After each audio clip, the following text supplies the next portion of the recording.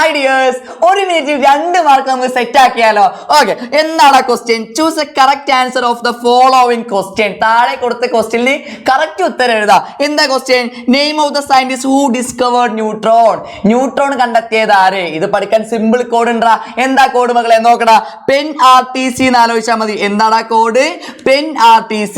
KSRTC എന്നുണ്ടല്ലോ, KSRTC എന്നുണ്ടല്ലേ? ഇതിന്റെ KSR ഒഴിവാക്കിയാൽ അവിടെ പെൻ ആഡ് ചെയ്യടാ.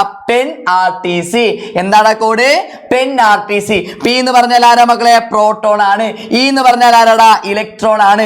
N എന്ന് പറഞ്ഞാൽ ആരാടാ? ന്യൂട്രോൺ ആണ്. അപ്പൊ സിമ്പിൾ ആയിട്ട് പ്രോട്ടോൺ കണ്ടെത്തിയത് R എന്ന് പറഞ്ഞാൽ റുദർഫോർഡ് ആടാ. R എന്ന് പറഞ്ഞാൽ ആരാടാ? റുദർഫോർഡ്. E എന്ന് പറഞ്ഞാൽ ആരാടാ? തോംസൺ ആണ്. JJ Thomson. N എന്ന് പറഞ്ഞാൽ N കണ്ടെത്തിയത് ആരാടാ? C എന്ന് പറയുമ്പോൾ ചാഡ്വിക് ആടാ. ചാഡ്വിക്. സീനില്ലല്ലോ? സെറ്റ് അല്ലേ? Pen RTC. പ്രോട്ടോൺ കണ്ടെത്തിയത് റുദർഫോർഡ് ആണ്. ഇനി നമ്മൾ ഇലക്ട്രോൺ കണ്ടെത്തിയത് ആരാടാ? തോംസൺ ആണ്. ന്യൂട്രോൺ കണ്ടെത്തിയത് ആരാടാ? ചാഡ്വിക്. അപ്പൊ ഇതിൽ ആരാടാ ഉത്തരം? ന്യൂട്രോൺ കണ്ടെത്തിയത് ആരാടാ വരിക? നമ്മളെ ചാഡ്വിക് ചേട്ടായി വരും. ബുദ്ധിമുട്ടില്ലല്ലോ? Okay, set. അടുത്ത ക്വസ്റ്റ്യൻ എന്താ?